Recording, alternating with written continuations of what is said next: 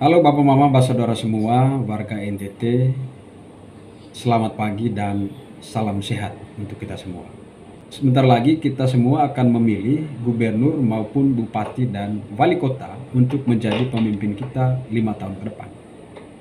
Sebagai pemegang kedaulatan yang akan memberikan mandat kepada mereka, kita semua tentu berharap agar pilkada kali ini dapat melahirkan sosok pemimpin yang tepat yang bisa membawa perubahan bagi daerah ini. Apalagi daerah ini dikenal sebagai salah satu daerah tertinggal, bahkan menjadi salah satu daerah dengan tingkat kemiskinan ekstrim di Indonesia.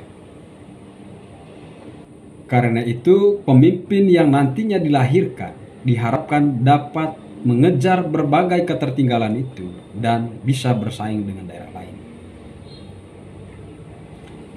Oleh sebab itu, mempelajari visi misi dan program kerja dari masing-masing kandidat merupakan salah satu bagian terpenting sebelum kita menentukan pilihan.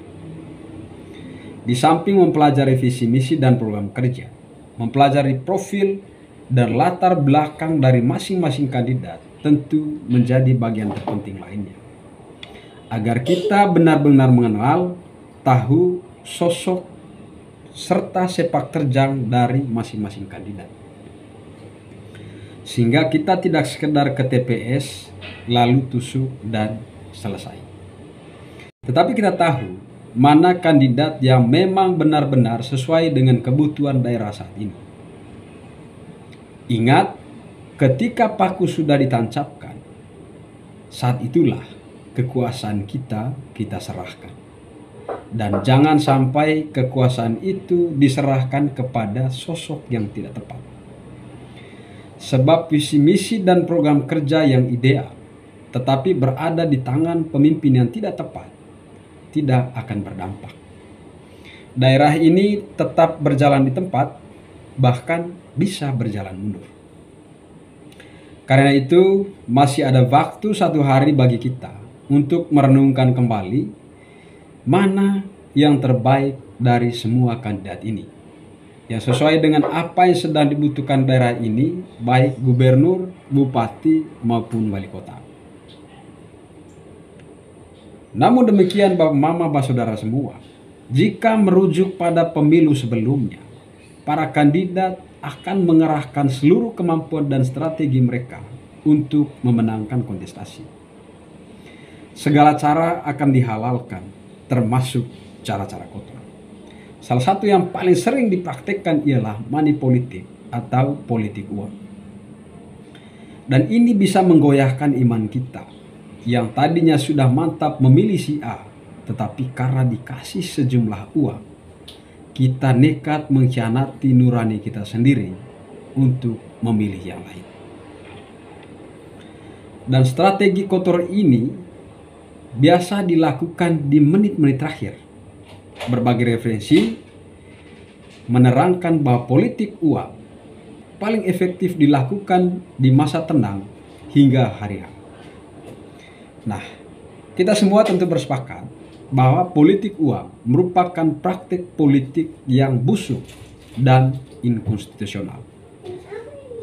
Hal yang merusak esensi dan substansi dari demokrasi, di mana orang tidak lagi memilih karena kesamaan visi misi dan cita-cita, tetapi mereka memilih karena hasil jual beli harga diri. Sebagai warga yang mempunyai cita-cita luhur bahwa demokrasi elektoral menjadi momentum untuk mengevaluasi dan melahirkan pemimpin yang visioner, yang menghadirkan perubahan dan mampu mengejar berbagai ketertinggalan daerah ini, tentu tidak menginginkan cara-cara busuk seperti itu dipraktekkan.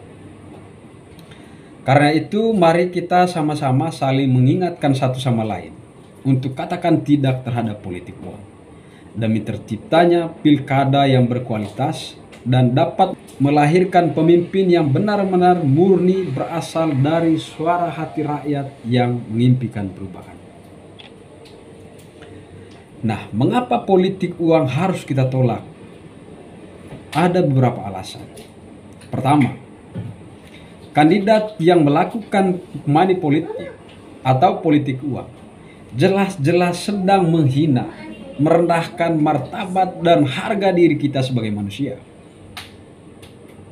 Seolah-olah kita seperti benda atau barang yang bisa dibeli dengan uang, bahkan dengan harga yang sangat rendah.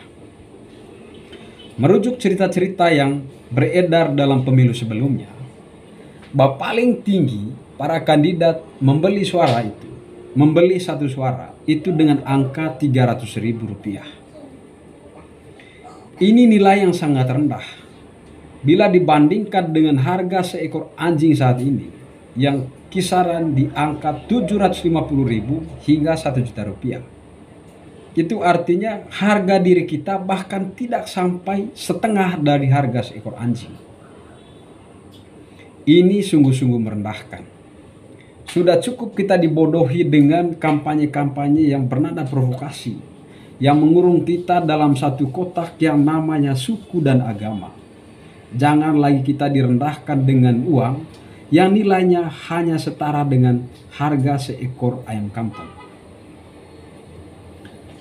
Kedua, percayalah, pemimpin yang terpilih karena politik uang tidak mempunyai orientasi kesejahteraan umum. Sebaliknya justru akan melahirkan pemimpin dan kekuasaan yang berwatak korup. Semua kebijakan cenderung diarahkan untuk keuntungan diri sendiri dan para pemodal yang ikut membiayainya dalam politik. Bukan rahasia lagi kalau di belakang para kandidat ini terdapat para konglomerat atau yang biasa dijuluki para naga.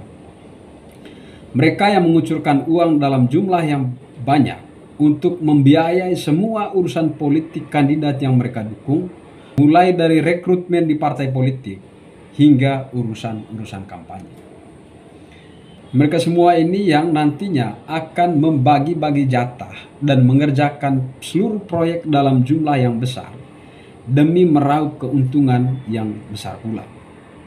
Mereka tidak akan mempedulikan kualitas dari proyek yang mereka kerjakan, karena yang mereka pikirkan ialah melipat gandakan uang yang sudah mereka keluarkan selama masa suksesi. Maka tidak heran kalau setiap tahun kita selalu mengeluhkan kondisi infrastruktur dasar dan pelayanan publik kita yang sangat buruk. Rakyat kita terus miskin dan daerah ini terus tertinggal. Sementara pemimpin kita dan para kroninya hidup bergelimang harta. Setiap hari mereka selalu berpesta pora di atas penderitaan rakyat di daerah ini. Ketiga, kalau kita memilih karena dikasih sejumlah uang, percayalah, sejak saat itu sudah terpasung dengan sendirinya. Kita tidak lagi bebas untuk mengeritik, memprotes, atau menagih janji-janji para kandidat apabila dia gagal mewujudkannya. Karena kita sadar diri, malu, dan tahu diri kita sudah dibeli. Ketika sumber daya alam kita dikeruk untuk keuntungan segelintir orang, ketika tanah adat kita dirampas, hak-hak kita diabaikan, korupsi, kolusi, dan nepotisme terjadi secara kasat mata, kita tidak bisa bicara. Karena kita sudah menggadaikan diri kita duluan dengan nilai yang setara dengan nilai seekor ayam kampung. Berikut, politik uang bisa menyeret kita ke dalam jeruji besi. Jadi, Bapak Mama, Pak Saudara semua, mari kita sama-sama mengatakan tidak terhadap politik uang. Dan mari kita semua menghukum para kandidat yang membagi-bagi uang dengan tidak memilihnya di TPS. Yang terakhir, kalau saat ini Anda sudah jatuh ke dalam jurang politik uang, jangan menyesal. Kita masih ada waktu 24 jam untuk kembali ke jalan yang benar. Selamat berkompetisi para kandidat, baik gubernur maupun bupati dan wali kota. Lakukan dengan cara-cara yang sehat.